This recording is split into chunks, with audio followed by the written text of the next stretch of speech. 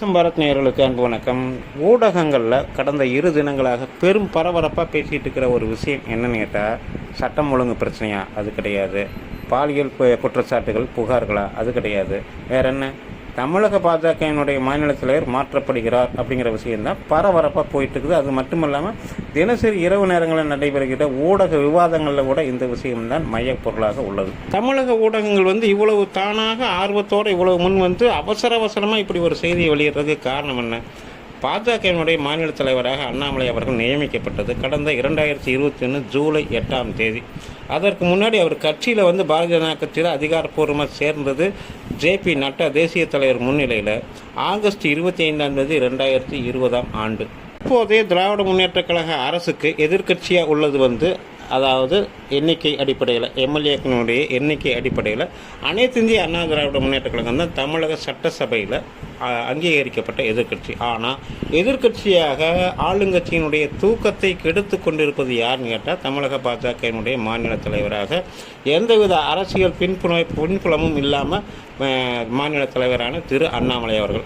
அவரை அரசியலுக்கு புதுசு இவரை ஈஸியாக நம்ம ஃபேஸ் பண்ணிடலாம்னு நினச்சா ஆளும் கட்சி எதிர்கட்சி எல்லாருடைய கண்ணையும் மண்ணை தூவி 2 கட்சிகளுக்குமே சிம்ம சொப்பனமாக கடந்த காலங்களில் அவர் திகழ்ந்துட்டு இருக்கிறாருன்னு சொன்னால் அது மிகையானது அல்ல. இதிலும் குறிப்பாக 2023 ஏப்ரல் 14ஆம் நாள் அவர் அதிரடியாக தமிழக அரசியல் வரலாற்றில் இதுவரைக்கும் இல்லாத ஒரு விஷயத்தை அவர் பண்ணார். அப்படி என்ன பண்ணாருன்னு கேட்டால், ஒரு பெரிய அரங்க கூட்டத்தில் டிஎம்கே ஃபைல்ஸ் அப்படிங்கிற ஆளும் கட்சியினுடைய அமைச்சர்கள் செய்த ஊழல் பட்டியல், அவர்கள் குவித்த சொத்து பட்டியல், இதை வெளியிட்டார். பகிரங்கமாக பெயரை சொல்லி எந்தெந்த தொழில் மூலமாக எந்தெந்த இல்லீகல் சமாச்சாரங்கள் மூலமாக எத்தனை ஆயிரம் கோடிகள் அவங்க சொத்து சேர்த்துக்கிறாங்க அப்படிங்கிற ஒரு பட்டியலை அவர் வெளியிட்டார். இது திராவிட முன்னேற்ற கழகம், அனைத்து இந்திய அண்ணா திராவிட முன்னேற்ற கழகம் மட்டுமல்லாமல் அதனுடைய தோழமை கட்சிகள், கூட்டணி கட்சிகளை பல கட்சிகளையுமே அதிர வைத்தது மட்டும் இல்லாமல் தேசிய அளவிலையும் இந்த விஷயம் ஒரு விவாத பொருளாக மாறியது. தரவுகளோட ஆளுங்கட்சி கண்ணில் விரலை விட்டு ஆட்டின திரு அண்ணாமலை அவர்களை, அப்படிப்பட்ட ஒரு ஆளுமையான ஒரு இளைஞனை தேசிய தலைமை தக்க வச்சுக்குமா, அவரை மாற்றணும்னு நினைக்குமா? நீங்களே சொல்லுங்கள். இது மட்டும் இல்லாமல் கடந்த 3 ஆண்டுகளாக மாநில தலைவராக அவர் ஆற்றிய பணிகள் அது மட்டுமல்ல, தேயிலை தொழிலாளர் பிரச்சனை, சிப்காட் அமைப்பதற்கு கிராம விவசாயிகளுக்கு எதிர்ப்பு தெரிவித்தாங்க, அவங்களுக்கான ஆதரவான ஒரு போராட்டங்கள், மின் கட்டண உயர்வுக்கான அவருடைய போராட்டம், காவிரி பிரச்சனை தொடர்பான தஞ்சாவூரில் நடைபெற்ற மிகப்பெரிய பாஜகவினுடைய ஆர்ப்பாட்டம், அது தொடங்கி ஒவ்வொரு பிரச்சனைக்கும், மீனவர்கள் பிரச்சனையாக இருந்தாலும் அவர் தான் போவார்.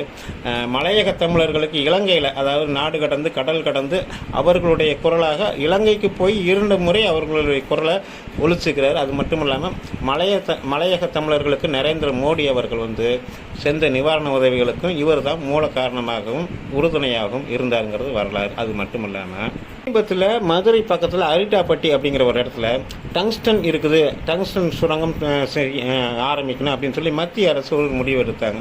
அது அப்பகுதியில் இருக்கிற நீராதாரத்தை கெடுத்துடும். அது மட்டும் இல்லாமல் விவசாயம் பாதிக்கப்படும் அப்படிங்கிற அந்த பகுதி மக்களுடைய குரலை மத்திய அமைச்சருடைய செவிகளுக்கு எடுத்துகிட்டு போனது மட்டும் இல்லாமல் மத்திய அமைச்சருடைய வீடுகளிலேயே அந்த விவசாய சங்க பிரதிநிதிகளை தங்க வச்சு கையோட வேலையை முடித்து கொண்டு வந்தவர் தான் இந்த அண்ணாமலை. மட்டும் இல்லாமல் கடந்த வாரம் கூட தென்னிந்தியாவில், அதாவது தமிழகத்துக்கு தேவையான ரயில்வே விஷயங்கள், அதாவது ரயில் பாதைகள், ரயில் நிற்கும் இடங்கள், இது போன்ற விஷயங்களை சம்பந்தப்பட்ட அமைச்சர் திரு அஸ்வினி வைஷ்ணவ் அவர்கள் முன்னிலையில் அதற்கான அறிவிப்பை எந்த ஒரு பதவியும் இல்லாமல், அதாவது நாடாளுமன்ற உறுப்பினர், ராஜ்யசபா உறுப்பினர், இது போல எந்த ஒரு பதவியும் இல்லாமையே சாதிச்சு காமித்தவர் தான் நம்ம அண்ணாமலை. இப்படி ஆளுமையாக மக்களுடைய குரலாக மக்களுடைய தேவைகளை அறிந்து பணியாற்றிட்டு இருக்கிற இந்த இளைஞரை மத்திய அரசு, அதாவது மத்திய அரசு ஆட்சி நடத்துகின்ற தேசிய அளவிலான அரசியல் கட்சி திரு பாரதிய ஜனதா கட்சி வச்சுக்கணும்னு விரும்புவாங்களா, இல்லை இவர் வேண்டாம் அப்படின்னு சொல்லி அவரை மாற்றணும்னு நினைப்பாங்களா? இப்படி பல விஷயங்கள் திரு அண்ணாமலை அவர்களை பற்றி நம்ம சொல்கிறதுக்கு இருந்தாலுமே இதையெல்லாம் மறந்துட்டு ஊடகங்கள் பேசலை, மறைத்துட்டு தான் பேசுகிறாங்க. இப்படி ஒரு விஷயத்தை மக்கள் மத்தியில் கொண்டு போய் பதிய வைக்கிறாங்க. அண்ணாமலை அவர் விமர்சனத்துக்கு உட்பட்டவர் அப்படிங்கிற ஒரு கருத்தை மக்கள் மத்தியில் திணிக்க முயற்சி செய்கிறாங்க. ஏன் திணிக்க முயற்சி செய்கிறாங்க? ஏன் அப்படி ஒரு சூழ்நிலைக்கு வந்து அவங்க தள்ளப்படுறாங்க, அதுக்கு பின்னாடி இருக்கிற அரசியல் என்ன? இன்னொரு பதிவில் சந்திப்போம். நிச்சயமாக அண்ணாமலை அவர்களை தேசிய தலைமை வந்து தக்க வச்சுக்குமே ஒழிய தவிர்க்க நினைக்காது.